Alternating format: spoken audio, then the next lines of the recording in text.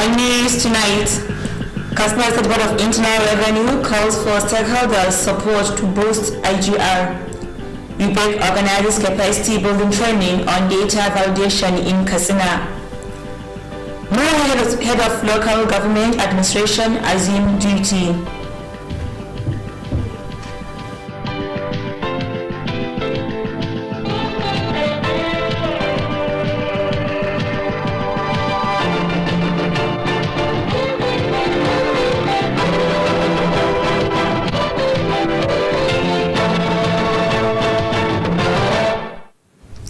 Good evening and welcome on News Tonight. My name is Fatima Ibrahim Tukur. Katsina State Board of Internal Revenue has called for collaboration with stakeholders to achieve its mandate of revenue generation. The chairman of the State Revenue Board, Alhaji Mustafa Muhammad Siraju, disclosed this when he paid a visit to Katsina Command of Federal Road Safety Commission. Details of the reports are to be presented from our studio. Alhaji Mustafa Muhammad Sirajo said the board was at the command to solicit for support and synergy in the conduct of its operations. He spoke at length on the functions and responsibility vested on the board and appealed for collaboration of the command to achieve the desired success in improving revenue drive in Katsina State. Alhaji Mustafa Muhammad Sirajo revealed the intention of the board towards embarking on Operation Show Your Particulars among motorists, while commending the Federal Road Safety Corps for the existing working relationship with the board. The chairman called for its sustenance for the development of Katsina State. Responding, the State Sector Commander of Federal Road Safety Corps, Ali Sule Tanimu, who appreciated the visit, said the Revenue Board is a major stakeholder in the operations of the Commission in Katsina State. He assured commitment of the Commission to support the upcoming Operation Show Your Particulars to enable it to succeed. The Sector Commander said the exercise will assist greatly in enhancing revenue through registration of vehicles, sale of plate numbers and license, beside improving security. He also advised the Revenue Board to adopt measures that will ease their operations. That ends the report. Katsina State Government has acknowledged the effort of Universal Learning Solutions towards improving teaching and learning process. The chairman of State Universal Basic Education Board, Alhaji Lawal Buhari Daura, stated this when he received the Jolly Phonics report on the Nigerians Educate Everywhere at a Distant Need program. The program was conducted by the Universal Learning Solutions during the COVID-19 lockdown in the state. Details of the reports are to be presented from our studio. Receiving the report, the Subet chairman Alhaji Lawal Buhari Daura described the activities of the Universal Learning Solutions as a right step towards enhancing reading and writing among primary school pupils. Alhaji Lawal Buhari Daura appreciated the Jolly Phonics methodology introduced by the Universal Learning Solutions towards ensuring the provision of sound education in the state, while calling on the development partners not to relent in complementing government effort. He assured the commitment of the state government to continue partnering with the Universal Learning Solutions for the success of Jolly Phonics program. Alhaji Lawal Buhari Daura noted that NEED program has assisted pupils immensely during the lockdown in the state.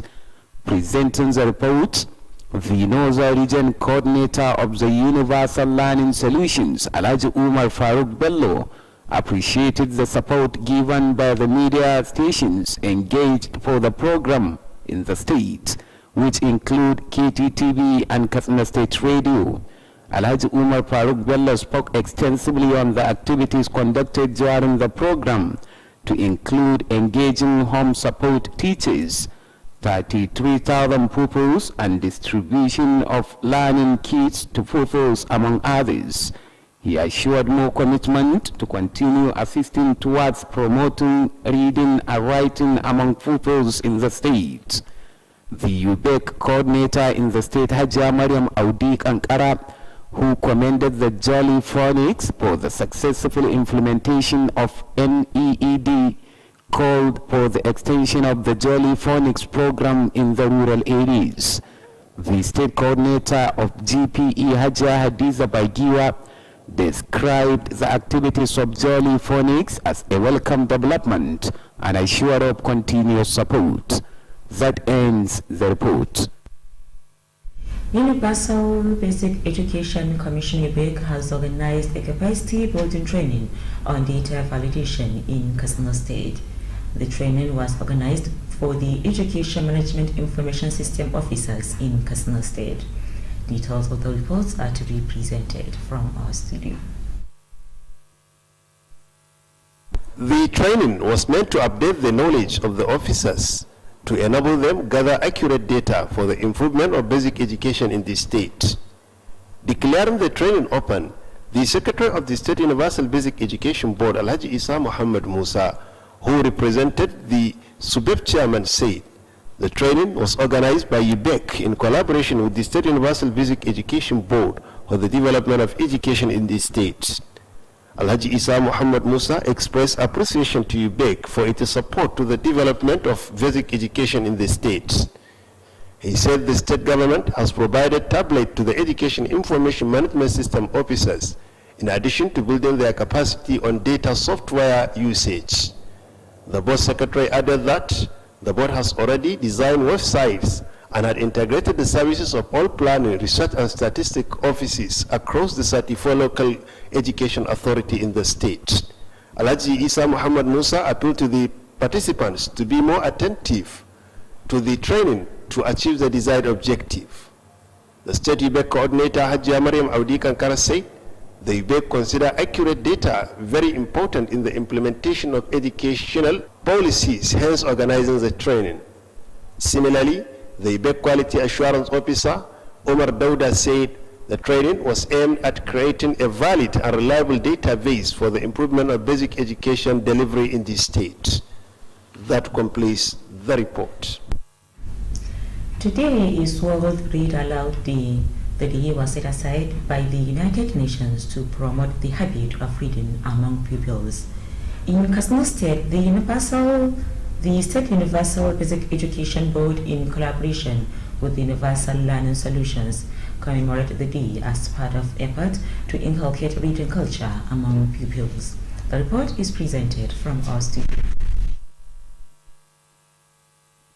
Speaking at the occasion, the SUBEP chairman, Alhaji Lawal Buhari Dora, underscores the importance of the day, saying it is meant to encourage the habit of reading culture among pupils. Alhaji Lawal Buhari Dora charged primary school teachers to pay more attention toward ensuring that pupils of their respective schools learn how to read and write effectively. He assures the commitment of the board to complement the effort of the stakeholders in the provision of sound education to pupils and call on parents to send their wards to school regularly for their better future. The Northern Region Coordinator of the Universal Learning Solution, Alhaji Umar Faruk Bello, explained that the day was marked to promote the habit of reading culture among the pupils. Alhaji Umar Faruk Bello said pupils are the leaders of tomorrow, hence the need for them to have qualitative education for the development of the society.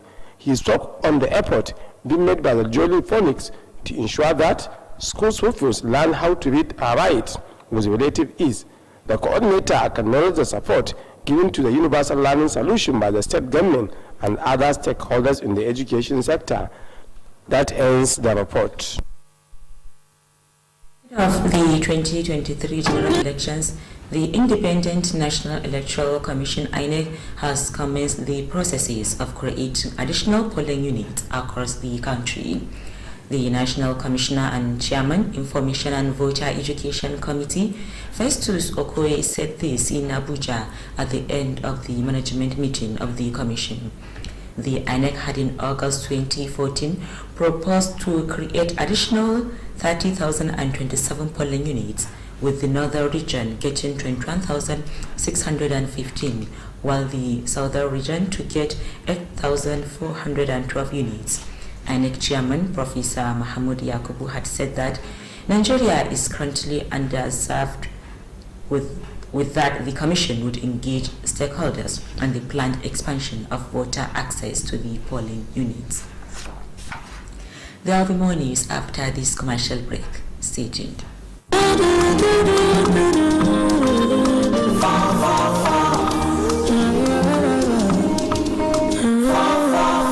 You fit to do anything with the number.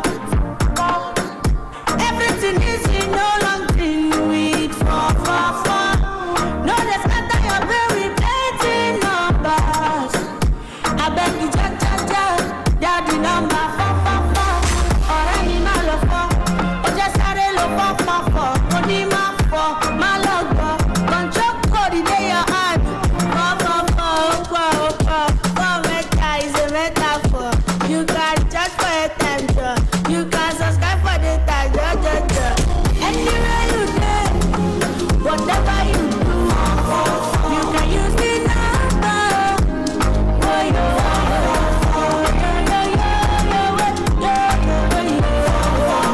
Airtel, the smartphone. The newly posted head of Rimi local government, Alhaji Ilyasu Hassan Dawana, has solicited for the support of staff and people to enable him move the area forward. Alhaji Ilyasu Hassan Dawana was speaking shortly after taking over the affairs of the local government from Alhaji Sada Isa Rawayau. The head of administration, Alhaji Sada Isa Rawayau, who is transferred to Bazari in the same capacity, acknowledged the support and cooperation accorded to him by the staff and traditional institutions of the area. Alhaji Sada Isa Rawayau called for the extension of such support to the new head of administration for the development of the area. In a remark, the Nolgate chairman of the local government, Abdrashid Bilyarimi, who appreciated the outgoing head of administration, Alhaji Sada Isa Rawayau, for working closely with staff, wished him success in his new place of assignment. Abdrashid Bilyarimi equally assured support and cooperation to the newly posted head of administration, Alhaji Ilyasu Hassan Dawana, and called on him to identify with all issues affecting staff for the development of the area.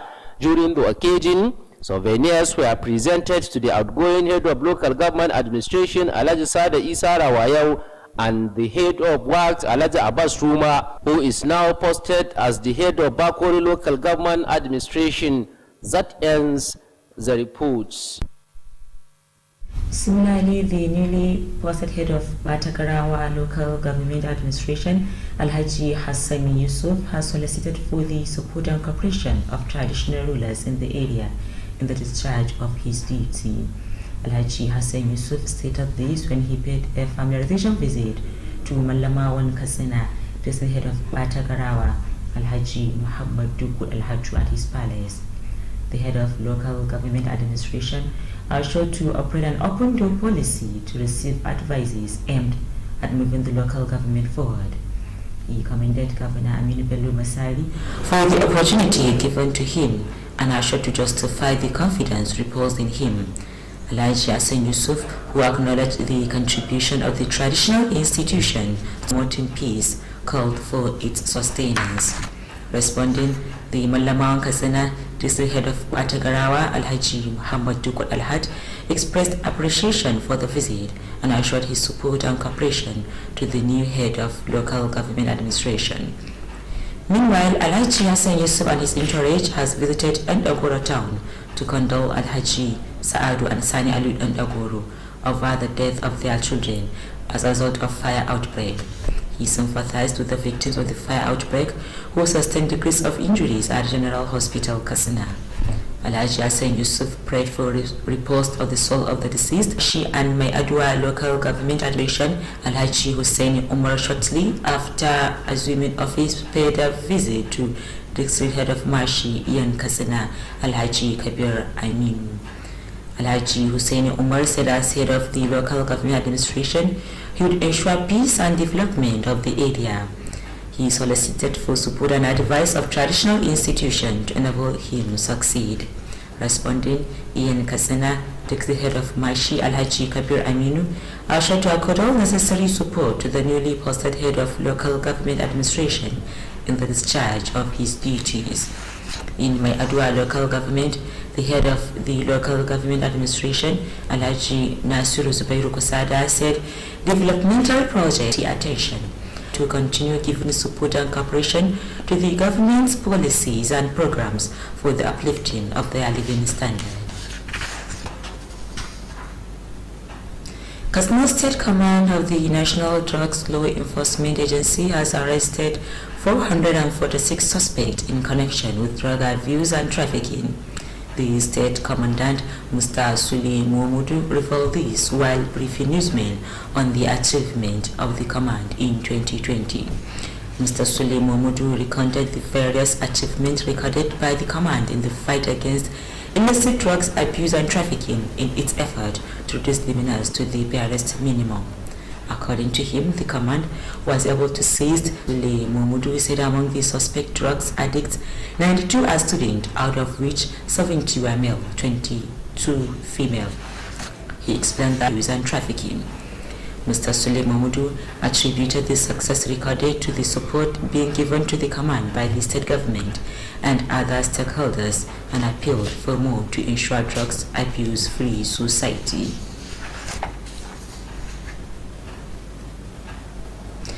Katsina State Police Command has neutralized 3 armed bandits in Dusinma local government area. The Commissioner of Police, Sanusi Buba, presented the corpses of the bandits during a press briefing held at the command headquarters. Correspondent Ahmad Mukhtar Entaba completes the report. The armed bandits were neutralized by a team of policemen led by the area commander Dusuma Area Command. This followed a distress call that the armed bandits, numbering about 50 with sophisticated weapons, raided Ngwarabera and Teshar Mangwara villages, attempting to attack the 2 villages.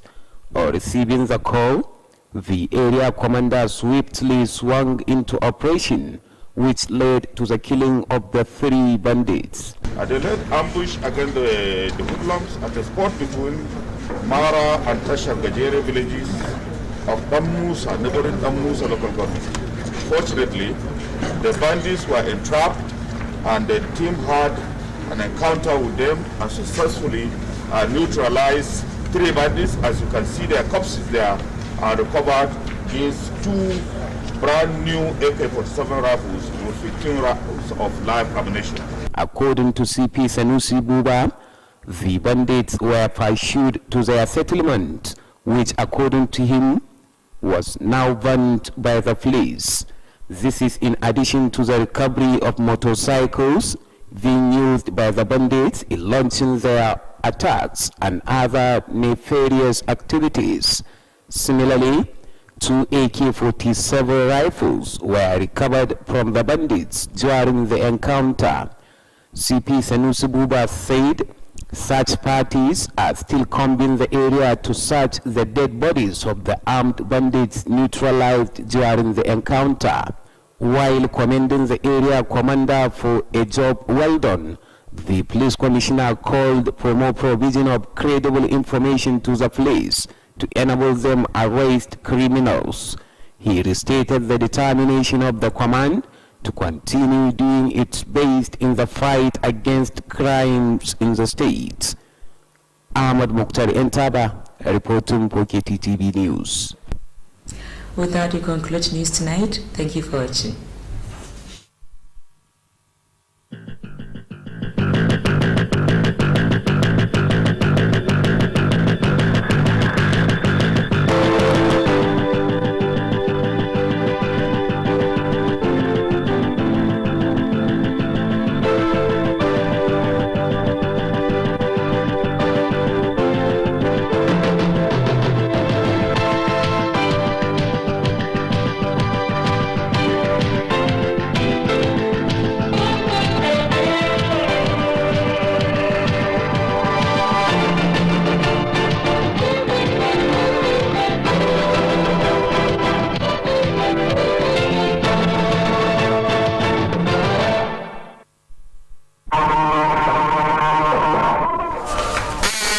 labarun na daren yau, hukumar tattara kudaden shiga ta jihar Katsina ta yi kira ga masu ruwa da tsaki kan goyon baya domin bunƙasa ƙarin kudaden shiga. Hukumar ilimin bai ɗaya ta ƙasa ta shirya taron bita kan samar da bayanai a fannin ilimi. Sabbin shugabannin mulki na ƙananan hukumomi na ci gaba da amsar ragamar mulki.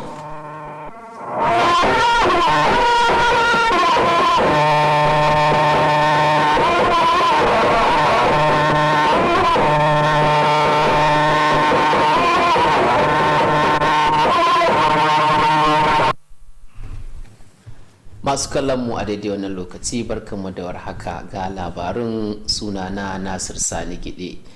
Hukumar tattara kudaden shiga ta jihar Katsina ta yi kiran haɗin gwiwa da masu ruwa da tsaki domin cimma ƙudurin tattara kudaden shiga a jihar Katsina.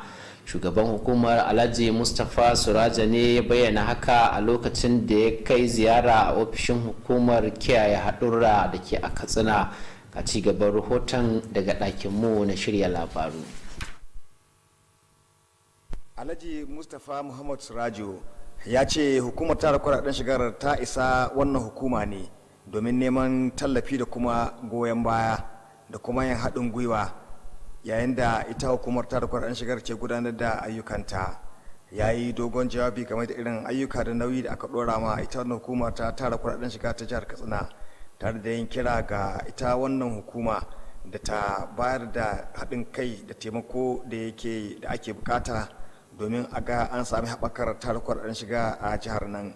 Alhaji Mustapha Muhammad Surajo ya bayyana aniyar hukumar na fara duba takardun ababen hawa wanda za a gudanar nan gaba kaɗan, da yake yin jinjina ga hukumar kare haɗurra ta ƙasa da ke jihar Katsina saboda kyakkyawar jituwa ta aiki da ke tsakanin hukumar da kuma ita kuma hukumar.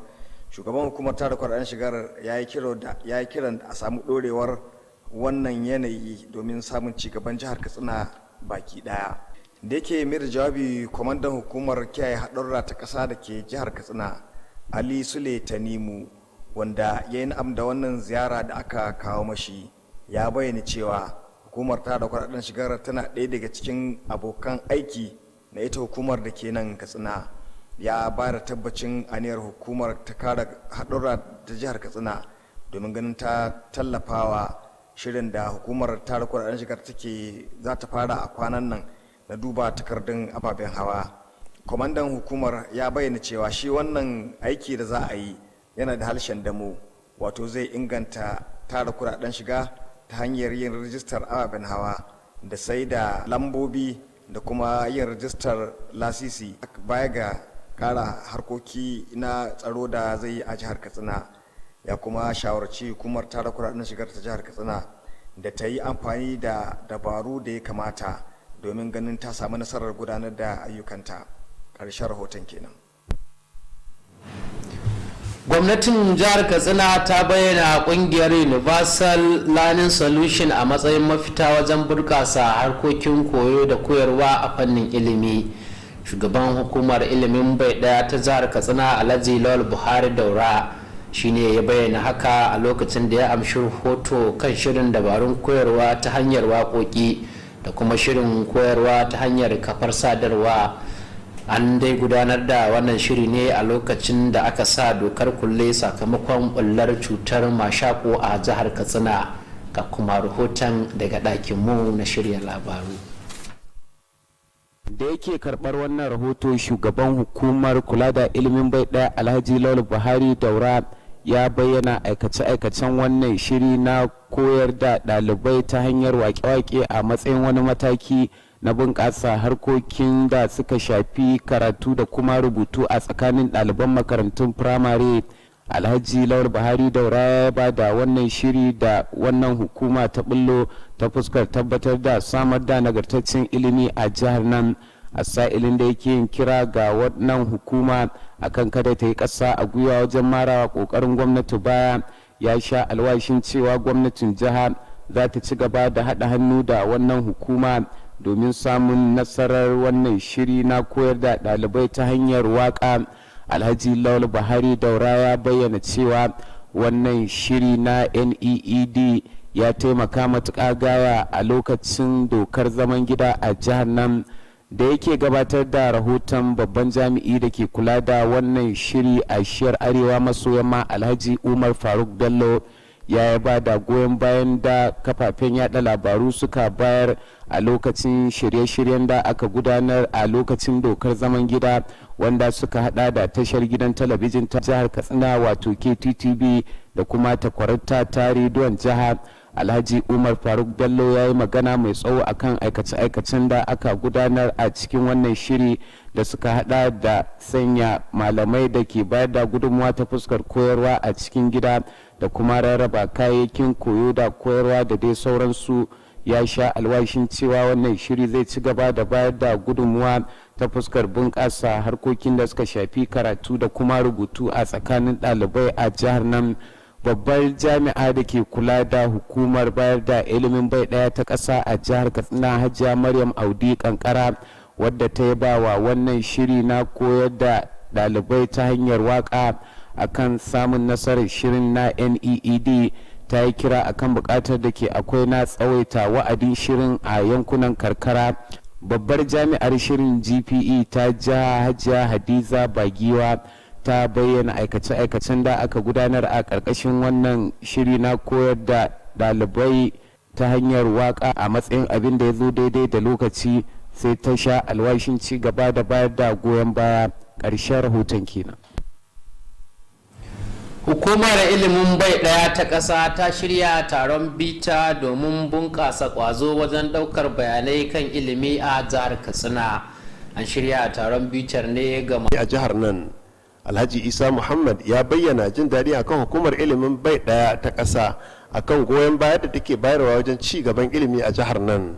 Ya kuma bayyana cewa gwamnatin jiha ta samar da na'ura mai kwakwalwa ta hannu ga jami'an da ke tattara bayanai kan abin da ya shahi ilimi, bugu da ƙari da kuma inganta ƙwazonsu akan yadda ake tattara bayanai ta hanyar amfani da na'ura mai kwakwalwa.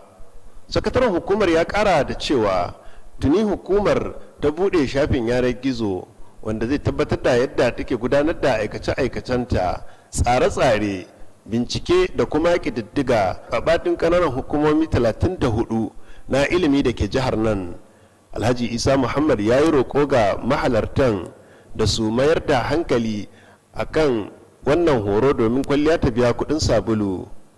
Jami'ar hukumar ilimin bai ɗaya ta jiha Hajiya Maryam Audi Kankara ta ce hukumar ilimin bai ɗaya ta ƙasa ta ɗauki tattara bayanai masu muhimmanci akan yadda ake aiwatar da dokokin ilimi, wanda haka ya sanya ta shirya wannan taron bita.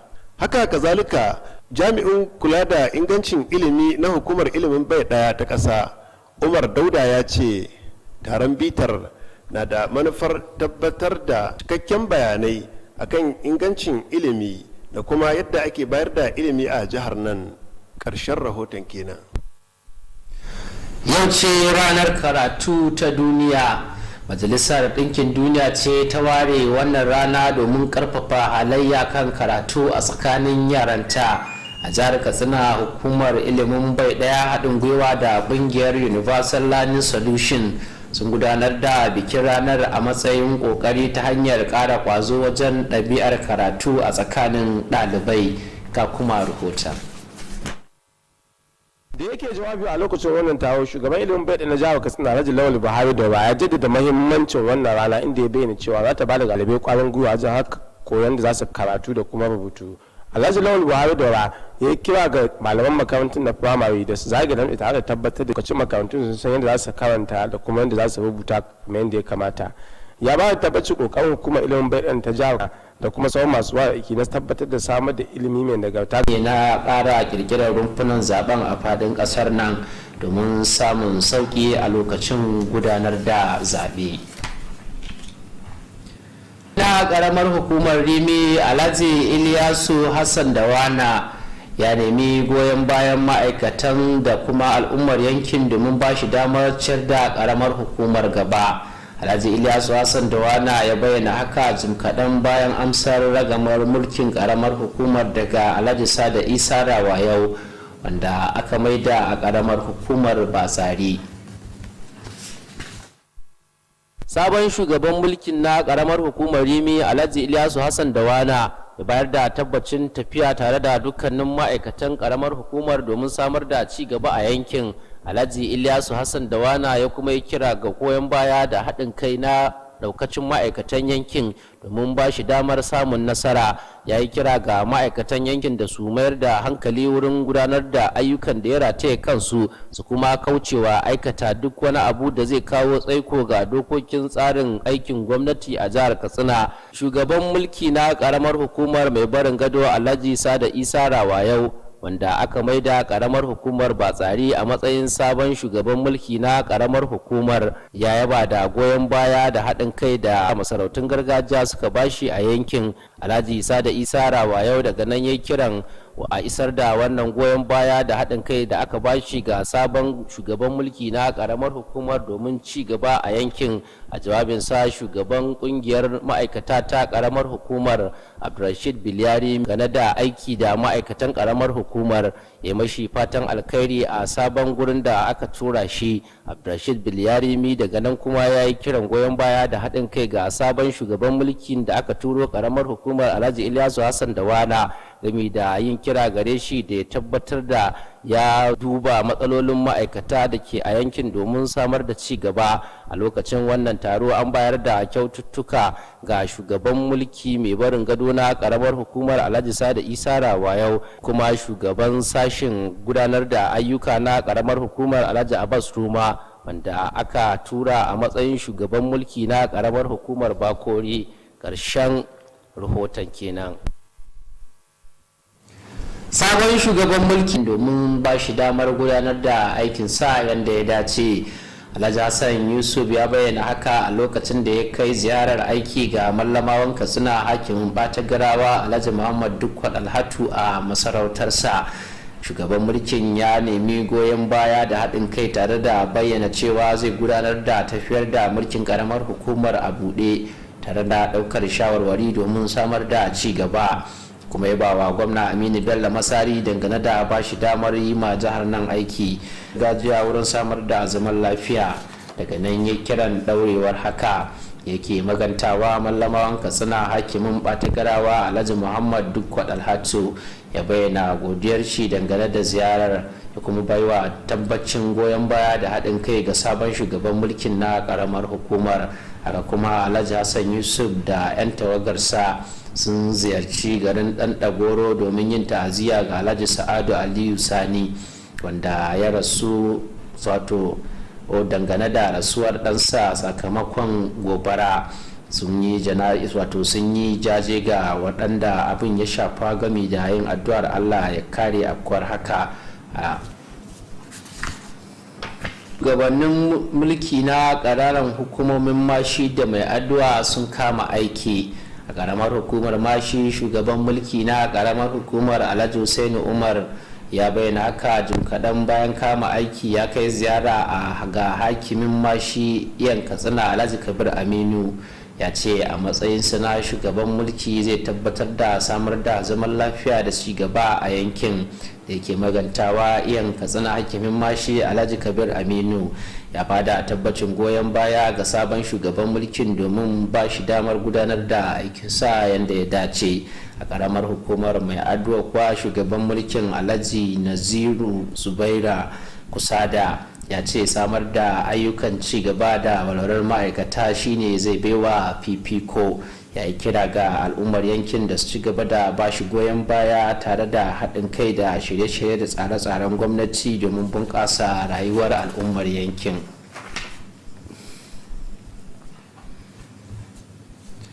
Hukumar hana sha da fatauci miyagun kwayoyi da ke a jihar Katsina ta bayyana kama mutane da yawan sai kai 446 waɗanda ake zargin su da aikata laifukan da suka shafi tu'ammali da miyagun kwayoyi da kuma safara. Shugaban hukumar Mr. Suleiman Madu ne ya bayyana haka a lokacin da yake ganawa da manema labarai sakamakon nasarorin da hukumar ta cimmawa a shekarar 2020. Mr. Suleiman Madu ya bayyana wasu daga cikin nasarorin da hukumar ta samu ta hanyar yaƙi da fatauci da miyagun ƙwayoyi. inda ya bayyana hakan a matsayin wani jajircewa da suka yi domin magance wannan matsala. Daga gare shi ya bayyana cewa hukumar tasu ta samu kwace kayayyakin tu'ammali da miyagun kwayoyi da yawan ya kai kilogram 700. Mr. Suleiman Madu ya bayyana cewa daga cikin waɗanda suka kama da ke tu'ammali da safara da miyagun kwayoyin mutum 92 ɗalibai ne, daga cikinsu mutum 70 maza ne a yayin da suka kama mata har 22. Ya bayyana cewa akwai kuma mutum 191 da aka kama da laifin shaye-shaye. Ya yaba da kokarin hukumar ya kuma ba da tabbacin su na ci gaba da gudanar da aiki domin kawo ƙarshen tu'ammali da miyagun kwayoyi. Mr. Suleiman samu daga jihar Katsina da kuma masu ruwa da tsaki a inda ya yi roƙon ɗaurewar haka. Rundunar 'yan sanda da ke a jihar Katsina ta kashe wasu 'yan bindiga su 3 a yankin ƙaramar hukumar Dutsen Ma. Kwamishinan rundunar 'yan sanda da ke a jihar Katsina lokacin da yake ganawa da manema labarai a shalkwatar hukumar da ke a Katsina. Wakilinmu Ahmad Muktar 'yan taba na dauke da rahoton. Wannan 'yan bindiga daɗi dai an hallaka su ne a lokacin wata musayar wuta wadda babban jami'in 'yan sanda da ke kula da shiyar Dutsen Ma ya jagoranta. Hakan da ya biyo bayan kiran gaggawa da jami'an 'yan sandan suka samu cewa 'yan bindiga daɗi da suka kai kusan su 50 ɗauke da manyan makamai sun mamaye ƙauyukan unguwar Bera da tashar Mangwaro, inda suke yunkurin kai hari a waɗannan ƙauyuka. A daidai lokacin da jami'an 'yan sanda suka samu wannan kira, babban Dutsen Ma ya tattara jami'an 'yan sanda inda ya jagorance su, wanda hakan ya bayar da nasarar kashe 'yan bindiga daɗin su 3. Jagoranci mutanen shi cikin daren nan suka duk fara faɗa da su tun daga asuba tun wurin karfe 2 na dare har zuwa wayewan garin Allah. Suka bi su har zuwa gidansu, ruggansu inda suke. Daga nan suka samu suka amshi wa'annan bindigogin guda 2 kiran AK-47. Kamar yadda CP Sanusi Buba ya bayyana, waɗannan 'yan bindiga daɗi an kora su har ya zuwa rigarsu, wanda a cewar shi a halin da ake ciki an ƙona wannan mazauni nasu. Bugu da ƙari an samu nasarar karɓe wasu mashina da aka samu a rigar waɗannan 'yan bindiga daɗi, wanda suke amfani da su wajen kai hare